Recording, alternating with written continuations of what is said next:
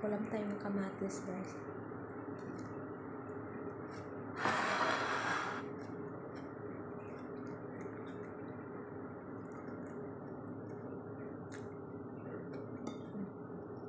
Chicken legs. Kabsa, guys. Kabsa. Niluto ko. Chicken kabsa. Kaya pag umuwi ako ng Pinas, magluto ako ng chicken kabsa. So, ang sarap. Sibuyas.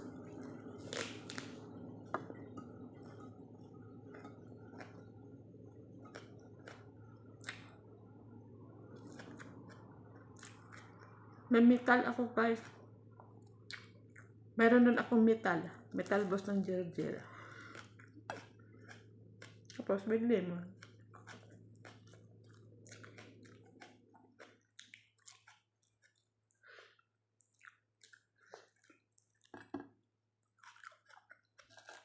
Sarap kaya.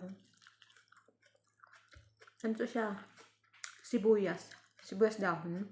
Tapos yung ano niya. Kinakain ko.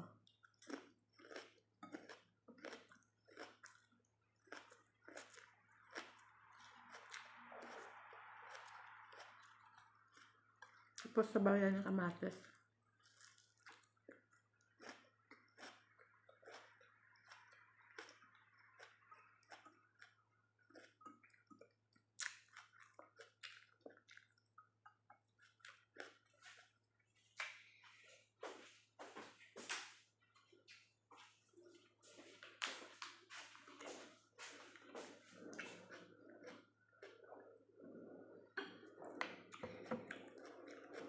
Pag kumakain ako ng tanghali, ng lunch ko, sa dinner, hindi na ako nang kumakain. Bawas timbang. Tumasubra ng astimbang.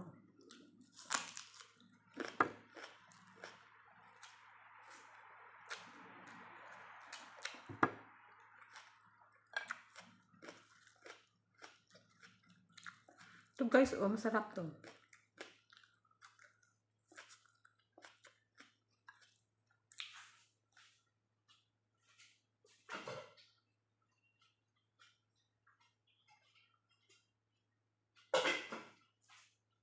Tapos, beetroot. Kamuting pula. Sarap.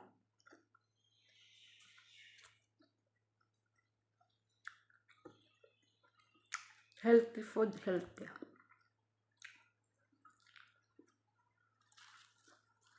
Nako, pag dito ka sa Saudi, kailangan huwag kang magpili-pili ng pagkain. Yung iba ayaw kumain ng karne. Ayaw kumain ng mga luto namin.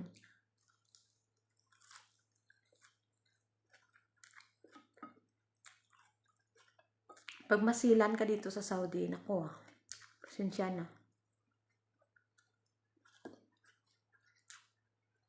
Kailangan ikaw masilan. Ako dati, hindi ako kumakain ng mga ano.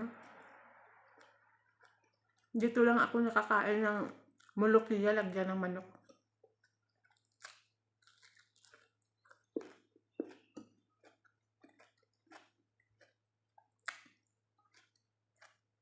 Nung nasanay na ako, ayun. Kasi pag masilan-silan ka dito, gutom ka talaga. Kailangan maliban lang talaga na ayaw tanggapin ng sikmura.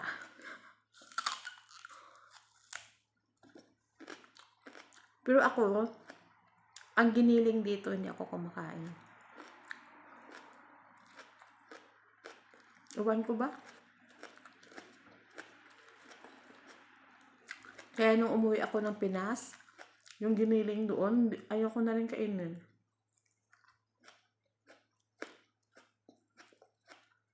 Sarap ka, oh.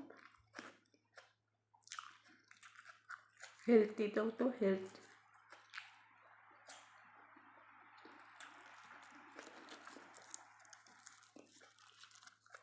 Dati hindi ako kumakain nito. Ang kumbunga nga.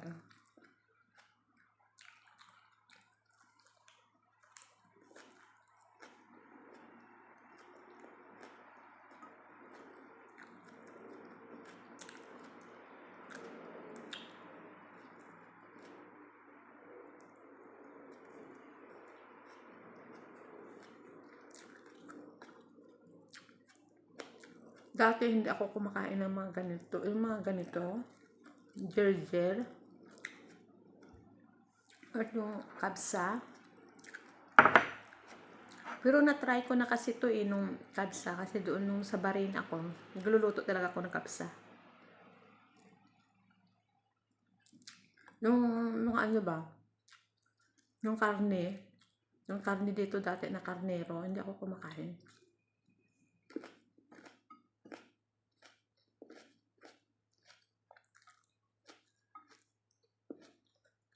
Pero nung matagal na ako, kain ko na simple. No choice. Gutom.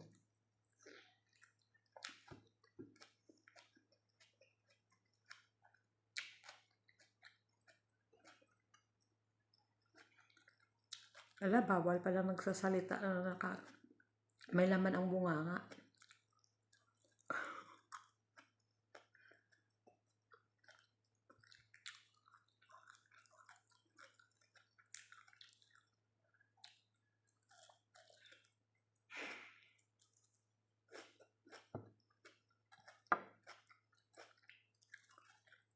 Kumaki.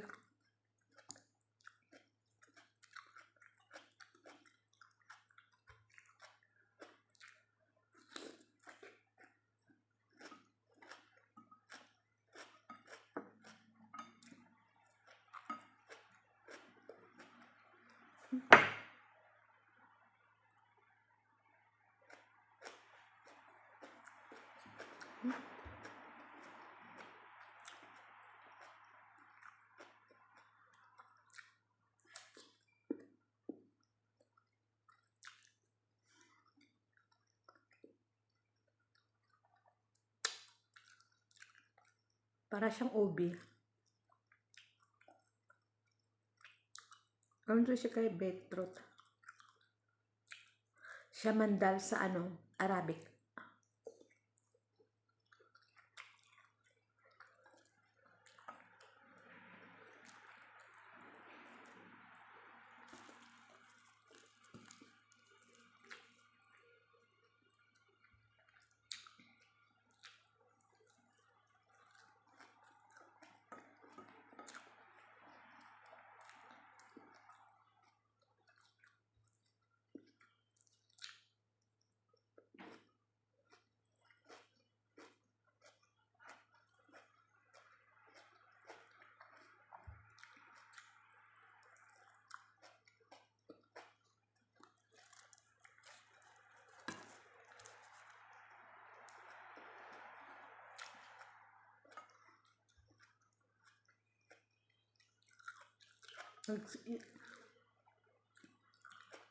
Kahit wala kang ganang kumain dahil nag-iisa ka lang, no choice ka, kakain ka talaga.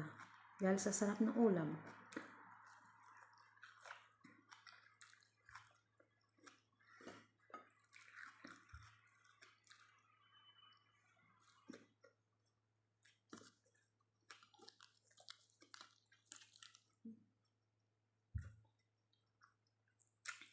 Walang suka, kaya sausaw lemon. Ubos na yung metal ko. Metal boss ng gerger.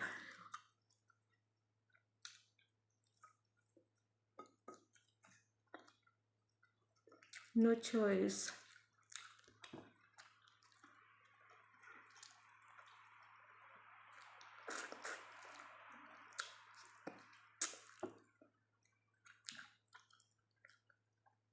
Solo na naman ang bahay.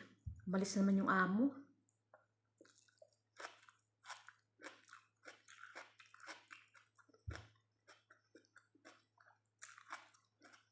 Gala-gala na naman yung amo. Solo na naman si Inday.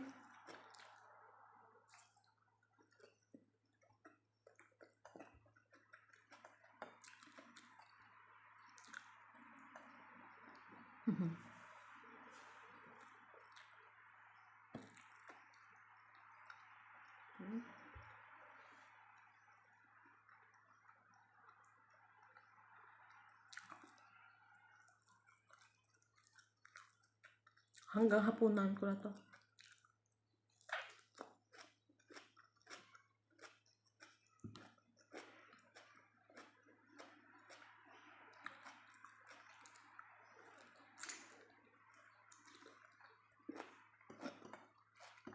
Busog na ako.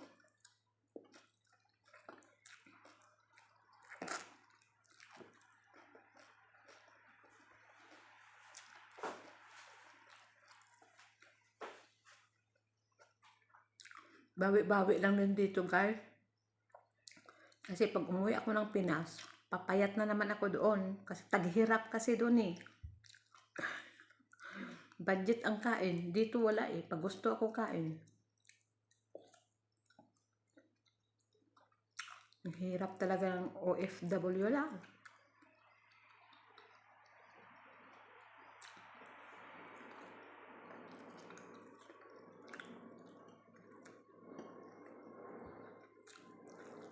Sarap lang pakinggan na abroad.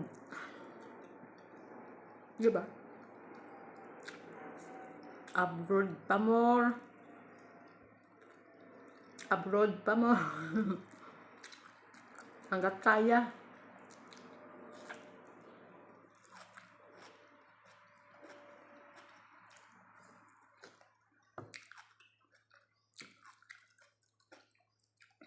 Hanggat butas pa ang bulsa. Abroad pa. Paano hindi mabutas? Wala naman ano. Papasok. Resibo. Thank you guys. Please subscribe my channel. Thank you sa mga subscriber ko na nagmamahal sa akin. Thank you po. Thank you so much.